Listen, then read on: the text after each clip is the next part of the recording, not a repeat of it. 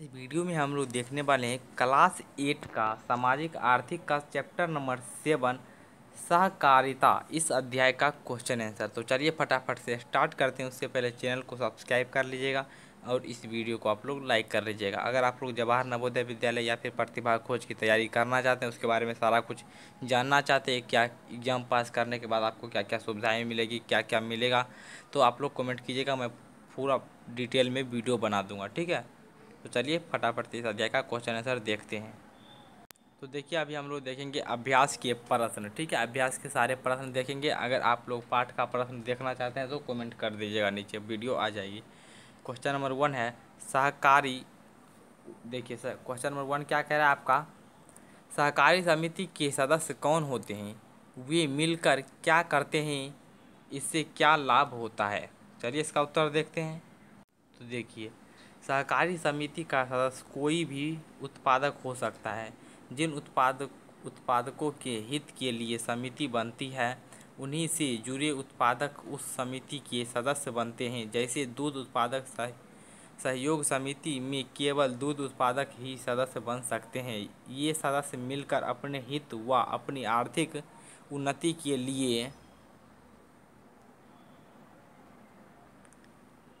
आर्थिक उन्नति के लिए कहाँ पर थे,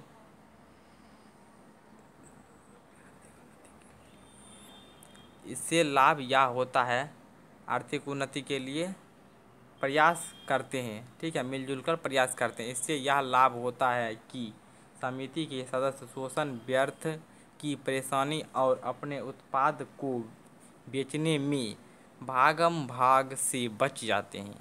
उनकी आर्थिक दशा सुधरने लगती है, ठीक है। तो मतलब एक तरह का मान लीजिए 10 लोग गांव में दूध उत्पादन करते हैं, ठीक है, तो ये सब मिल के एक समिति बना लेते हैं और यहाँ से अपना दूध का जो भी उत्पादन होता है उसे इकट्ठा करके बेचते हैं, ठीक है। जैसे आपके गांव में इस तरीके से होता होगा, सेंटर टाइप का, ठीक है। अगर आपको पता होगा तो आप जानते होंगे, तो वही एक तरह से कह सकते हैं आप लोग। चलिए अगला देखते हैं। चलिए अब आपका है यहाँ पर क्वेश्चन नंबर 2। क्वेश्चन नंबर 2 आपका क्या कह रहा है, देखिए ध्यान से पहले क्वेश्चन को। सहकारिता से आप क्या समझते हैं, एक उदाहरण देकर समझाइए। सहकारी समिति बनने से पहले इससे संबंधित लोग को किन किन कठिनाइयों का सामना करना पड़ता है, इनके बनने के बाद ये कठिनाइयाँ कैसे दूर हो पाई। तो देखिए आपको उत्तर में लिखना होगा, आपस में मिलजुल कर समूह में एक समिति गठित कर कार्य व्यापार करने को सहकारिता कहते हैं। जैसे पाठ में मधुरापुर में महिला दूध उत्पादक के बारे में दो बताया गया, ठीक है। तो सभी यहाँ पर मिलजुल के काम कर रहे थे, ठीक है। आगे देखिए, आगे आपका सहकारी समिति बनने से पहले इनसे संबंधित उत्पादकों को अपना उत्पाद बेचने के लिए दूर दराज के इलाकों में जाकर अपने ग्राहक ढूंढने पड़ते थे। उन्हें उचित दाम भी नहीं मिल पाता था। इस समितियों के बनने के बाद उनसे जुड़े उत्पादकों को अपने उत्पाद एक जगह बेचने की सुविधा मिल गई, और वह भी उचित मूल्य पर, ठीक है। साथ ही ज़रूरत पड़ने पर उन्हें समिति से ऋण लेने की सुविधा भी मिल गई, वह भी सस्ते दर पर। इससे वे महाजनों से चंगुल में फंसने से बच गए, इससे वे महाजन के चंगुल में भी फंसने से बच गए। तो इससे काफ़ी लाभ हुआ उन सभी को, ठीक है। तो चलिए हम लोग आगे का क्वेश्चन देखते हैं। चलिए क्वेश्चन नंबर 3 देखिए क्या कह रहा है। क्वेश्चन नंबर 3, ये क्वेश्चन कह रहा है आपको, अध्याय में जिन 3 सहकारी समितियों की बात की गई है, उनमें से आप किस सहकारी समिति को सबसे अधिक उपयोगी मानते हैं और क्यों। तो देखिए इसका उत्तर लिखिएगा, अध्याय में वर्णित 3 सहकारी समितियों में से मुझे दुग्ध उत्पादक सहयोग समिति सर्वाधिक उपयोगी जान पड़ती है।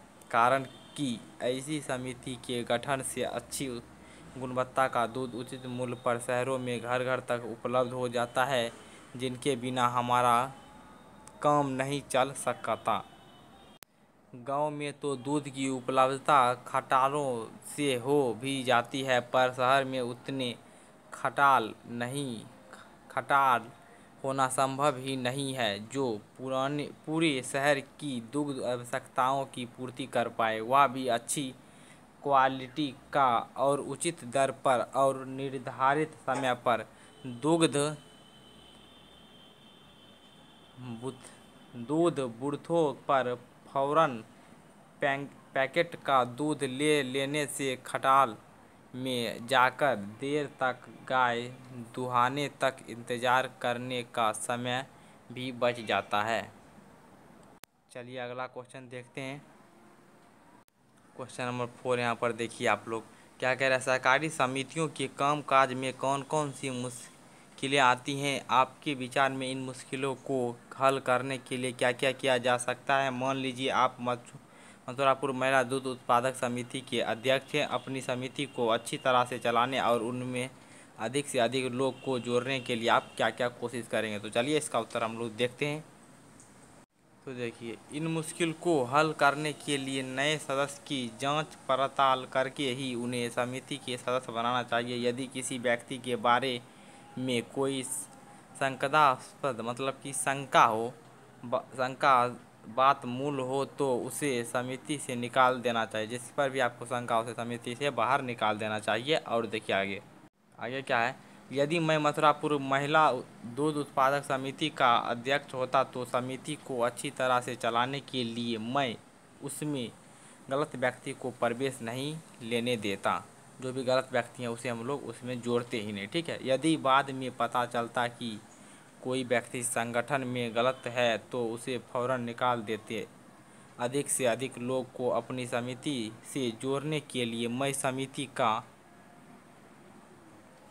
अच्छी तरह से प्रचार करता, समिति के कार्य प्रदर्शन कर उसे जनता को जोड़ता ताकि समिति का अधिक से अधिक प्रचार हो और अधिक से अधिक लोग मेरी समिति से जुड़ सकें, ठीक है। तो इस तरीके से आप लोग लिख दीजिएगा। आप लोग स्क्रीनशॉट लेना चाहते हैं तो एक बार ले सकते हैं यहाँ से। चलिए आगे का क्या है आपका, यहाँ पर अगला क्वेश्चन क्या है। शिक्षक की सहायता से निम्नलिखित तालिका को पूरा कीजिए। तो यहाँ पर एक तालिका दिया गया है, ठीक है। कह रहा है शिक्षक की मदद से इसे पूरा करने के लिए यहाँ पर क्या है, सहकारी समिति का नाम यहाँ पर दिया गया है। उसके बाद सदस्य कौन होते हैं, उसके बाद मिलकर क्या करते हैं इससे लाभ। तो यहाँ पर मिलकर जो भी करते हैं उससे लाभ क्या होता है। उसके बाद समस्याएं। तो यहाँ पर है मथुरापुर महिला दूध उत्पादक सहयोग समिति, ठीक है। तो सदस्य कौन होते हैं, तो मतलब उसी में से कोई एक होता है जो कि उसका सदस्य होता है, ठीक है। सदस्य कौन होते हैं, तो यहाँ पर आप लिख सकते हैं गांव का व्यक्ति, ठीक है। उसके बाद क्या है, मिलकर क्या करते हैं इससे लाभ। तो दूध का बिक्री तथा उचित मूल्य की व्यवस्था। उसके बाद समस्या क्या होती है, तो समस्या आप लोग लिख सकते हैं कि कभी कभी जो होता है समस्या, दूध नहीं मिल पाता है, दूध में दिक्कत होता है, पैसा में थोड़ा कमी होता है, आगे पीछे हो जाता है, लेट हो जाता है, ठीक है। तो उसी तरह से आप यहाँ पर लिख सकते हैं सहकारी समिति का नाम। तो जो भी आपके गांव में सहकारी समिति है उसको यहाँ पर लिख सकते हैं। उसके बाद सदस्य कौन होते हैं, तो इसमें सारे में गांव का लोग भर दीजिएगा, ठीक है। उसके बाद क्या लाभ है, तो उससे जो भी लाभ होगा वो लिख दीजिएगा। एक लाभ सब में आप लिख दीजिएगा उचित मूल्य की व्यवस्था। ये वाला आप जो है उचित मूल्य का व्यवस्था ये आप सब में लिख सकते हैं, ये चारों में, ठीक है। उसके बाद समस्या में जो है आप लोग पूरा लिख दीजिएगा जो भी उससे समस्या होगी। यहाँ पर दिया हुआ भी है एक उपभोक्ता सहकारी समिति, तो इसमें भी आप लिख सकते हैं। इसका भी तो कोई भी समिति होगा उसका तो गांव का ही सदस्य होगा, जो लाभ होगा लाभ लिख दीजिएगा। यहाँ पर जो समस्या होगी उसे लिख दीजिएगा। तो आप अपने गांव के शिक्षक से पूछकर इसे भर सकते हैं जिन्हें उन आपके गांव के बारे में पता होगा, ठीक है। तो मिलते हैं अगले वीडियो के साथ, तब तक के लिए धन्यवाद। अगले वीडियो में आपका अगला अध्याय और ये बुक भी आपका ख़त्म हो जाएगा और सारा बुक अभी चल रहा है, तो आप लोग चैनल को जरूर सब्सक्राइब कर लीजिएगा।